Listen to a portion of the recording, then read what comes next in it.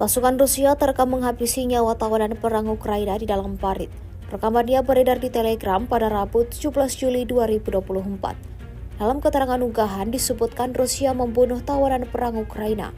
Ia tampak menembaki tentara Ukraina dengan senapan laras panjang. Rekamannya pun menuai berbagai komentar dari warganet.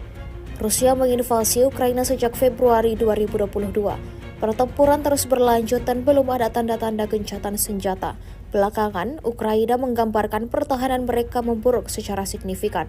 Selama ini, para petinggi Ukraina jarang menyampaikan pernyataan yang suram.